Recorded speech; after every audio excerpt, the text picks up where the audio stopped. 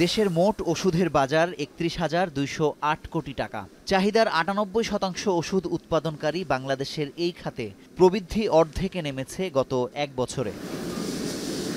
বিশ্বব্যাপী ওষুধের বাজার পর্যবেক্ষণকারী প্রতিষ্ঠান ইকভিয়া হেলথকেয়ারের তথ্য মতে ওষুধ খাতে গত ৫ বছরের গড় প্রবৃদ্ধি ৭.৬%। তবে ২০২৩ সালের মার্চ থেকে ২০২৪ সালের ফেব্রুয়ারি পর্যন্ত প্রবৃদ্ধি ৪.২% নেমেছে।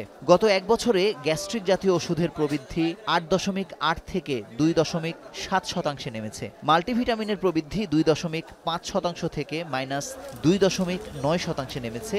এমনকি অ্যান্টিবায়োটিকের প্রবৃদ্ধিও ৮.৮ থেকে নেমে ৬.৫% ঠেকেছে।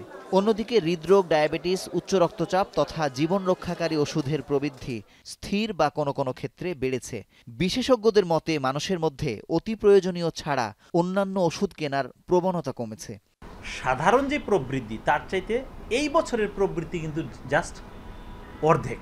সুতরাং সেটাই একটা চিন্তার জায়গা। এই বাজারের সিংহভাগ বিক্রি আসে কিন্তু খাদ্যাভ্যাসের সাথে জড়িত যে ওষুধগুলো সেখানে অ্যাওয়ারনেস ডেভেলপ হতে পারে যে মানুষজন এখন অ্যাওয়ার হয়েছে, তারা এখন সহসাই অপ্রয়োজনীয় কোনো ওষুধ বা কম প্রয়োজনীয় কোনো ওষুধ খাচ্ছে না, অতি প্রয়োজনীয় যে ওষুধ শুধু সেটাকেই গ্রহণ করছে, সেটাও একটা কারণ হতে পারে। অপ্রয়োজনে অ্যান্টিবায়োটিক ব্যবহার নিয়ে ব্যাপক সচেতনতা কার্যক্রমের সুফল মিলছে বলেও মনে করছেন বিশেষজ্ঞদের কেউ কেউ। তবে প্রবৃদ্ধি কমলেও ওষুধের যৌক্তিক ব্যবহার নিশ্চিতে চিকিৎসকদের ব্যবস্থাপত্র কঠোরভাবে যাচাইয়ের দিকে জোর দিচ্ছেন এই বিশেষজ্ঞ।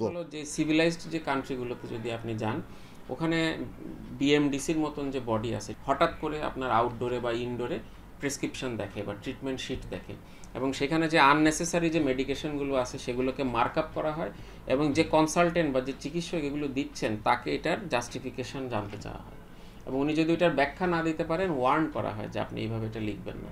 আপনি অনেক প্রেসক্রিপশন পাবেন যেখানে 20টা 22টা 25টা 26টা ওষুধও আছে। এটা আনবিলিভেবল, আনথিঙ্কেবল। আপনি নিশ্চিত থাকেন যে এখানে অনেক অযাচিত ওষুধের ব্যবস্থাপত্র আছে।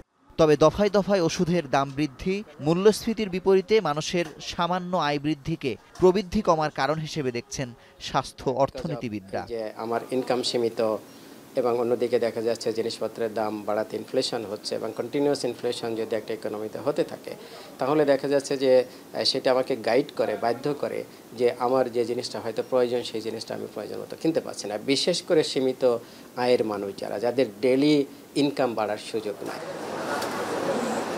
বাংলাদেশ পরিসংখ্যান ব্যুরোর তথ্য মতে গত 4 বছরে মূল্যস্ফীতি দ্বিগুণ হলেও মানুষের আয় বেড়েছে মাত্র 1%। এই বাস্তবতায় ওষুধের দাম না কমলে বা মানুষের আয় না বাড়লে জীবন রক্ষাকারী ওষুধ কেনার ক্ষেত্রেও মানুষ বঞ্চিত হতে পারে বলে আশঙ্কা বিশেষজ্ঞদের।